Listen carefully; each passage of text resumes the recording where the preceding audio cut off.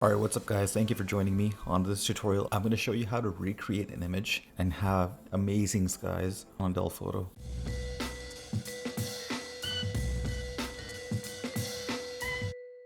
So what I have is a photo of Florence from my trip in 2014. This photo was actually taken on my Nexus 5, which is pretty old. So what I'm going to do is I'm going to take my photo from Florence and I'm going to incorporate these skies that I've taken from the website. I'll leave a link for that right below the like button, and we're going to combine both of these things. So fire up Photoshop. Let's get both these images in here. Let's go to our clouds image, grab the move tool, copy and paste, so Control A, Command C onto our existing image, which is the one from Florence. Copy and paste it. It's going to add a new layer over here. So what we're going to do next is we're going to reorder our layer. So the image from Florence, we're going to move it up, and the stock image, we're going to move it down. Alright, so now what I'm going to do is I'm going to actually move my image around and make sure that it aligns with the image below. And a couple of important things here are to make sure that those side lines and those electricity poles aren't showing up on the image when we do our blending of the layers.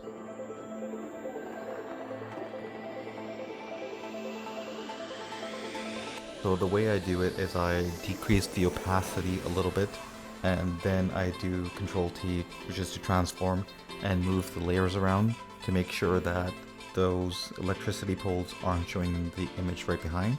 Okay, so just Control T and then just move it around, and what I do is I press Shift and I enlarge the image to make sure that it's even sizing. And if you mess up, just go Control Z, Command Z. Alright, so I'm pretty satisfied with that. The next thing we're going to do, and just to double check, just to turn on and off the layers, make sure everything's okay, just do the layer visibility indicator. Right, so the next thing we're going to do, we're going to select the picture of Florence, and then we're going to go use our quick selection tool. So you can go to the left or you can just press, and then all we're going to do is we're going to do a quick selection of the background of the clouds that we currently have. Don't worry about it if you're missing a couple of spots. I'm going to show you what to do right after this to make sure that you're getting every single spot.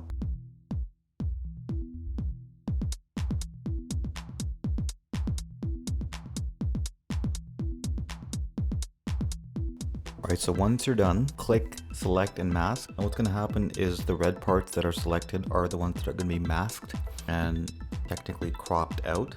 So what I do is I increase the opacity to make sure I have everything selected, and dropping the opacity down to 71 allows me to see the details which could have been missed. So the next thing we're going to do is we're going to select this tool, and we're actually going to just paint over all the spots that have been missed. And take your time through this process because you don't want to have any jagged edges. It's going to show up on your final piece. Alright, so I'm just going to speed through this process.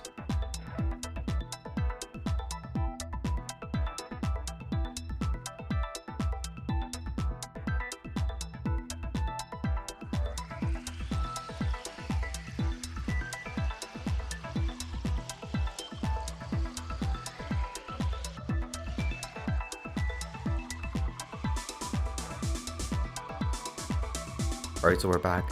So once you're satisfied, just click OK. And then what we're going to do, we're going to click on the layer icon down below. Okay, don't worry, you haven't done anything wrong. I'm going to show you the next trick, which is to invert the layers. In order to invert the layers, press Command I or Control I if you're on Windows, and what you're going to see is the skies from our stock photos appear on the photo from Florence. And now you can just use the move tool to move the layer around, move the image around to make sure it's fine.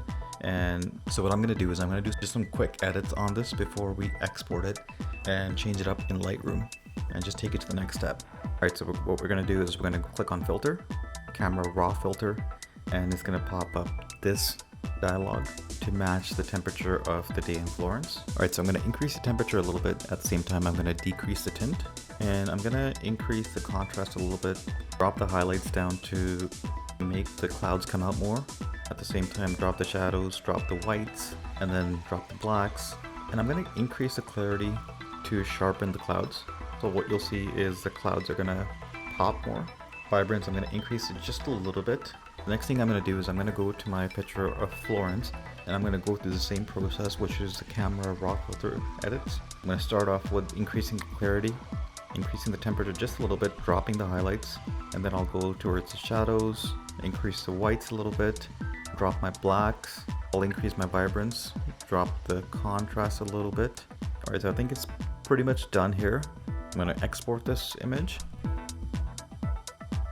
and we're gonna fire up Lightroom, import the image into Lightroom. Alright, so we're gonna open up the image in Lightroom, hit D to develop, or you can click develop, or you can press D. So we're gonna jump right into it. Alright, so we're gonna start with the temperature. I'm gonna increase it just a little bit, and every time you increase the temperature, you gotta drop the tint. It just looks better, so just go to the left a little bit. I don't know about the exposure.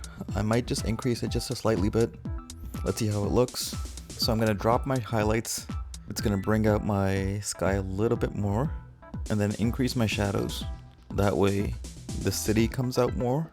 At the same time, I'm gonna default my exposure, and we're at our tone curve. So I'm gonna put my points as follows, and then I'm just gonna slightly raise it from the bottom so it gives that rustic old look. Okay.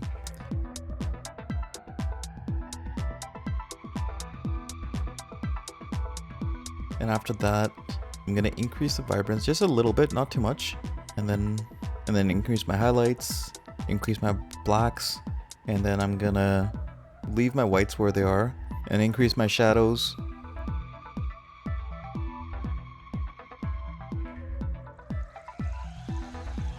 So now we're gonna drop down to our HSL, which is our hue, saturation, luminance. So I'm not gonna touch any of the hues. I'm gonna jump right into the saturation. I'm gonna increase my reds. I'm gonna increase my oranges. That way the city actually comes out more, and I want the city to be the attention of the picture. Bump the green up a little bit, drop the yellows just a little bit. Same thing with the blues. There's nothing happening with the purples, so I'll just leave the purple as it is.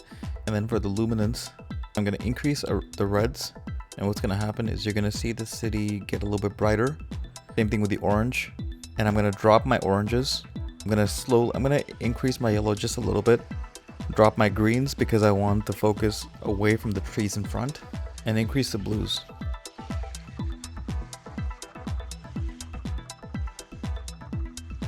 Same thing, we're gonna go down to our split toning, set the saturation at 8, and then the hue.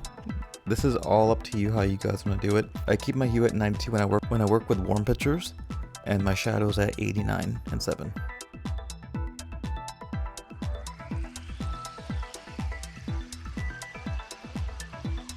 Sharpen the image, so I want the city to come out more.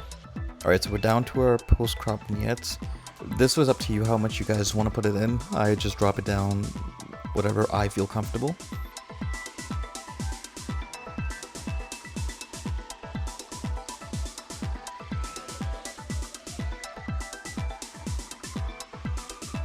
Alright, so the next thing that I'm going to do is I'm going to take some attention away from the road right in front of me and make it a little bit darker so the city right behind comes out more.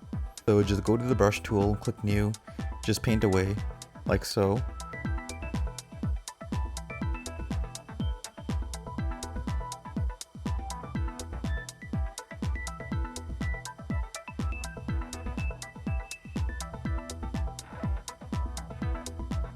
We're going to start with dropping the highlights, and then we're going to go to the shadows.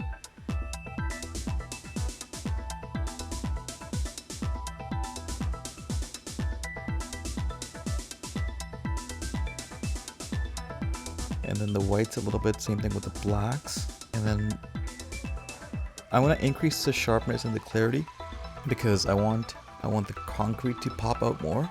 And at the same time, I'm going to decrease the saturation just a little bit. That way the city appears more colorful. Yeah, I think I'm pretty much done with this. So after you're done, hit File, Export, and you can save it however you want to. I save it in a TIFF format. This picture is actually on my Instagram page. If you haven't followed me yet, make sure to follow me. I'll leave a link for my Instagram page right below the like button. Alright guys, so I hope you enjoyed watching this tutorial. If you did, hit that subscribe button and leave a comment down below, letting me know what you think. As always, thank you for watching, I'll catch you in the next one. Goodbye.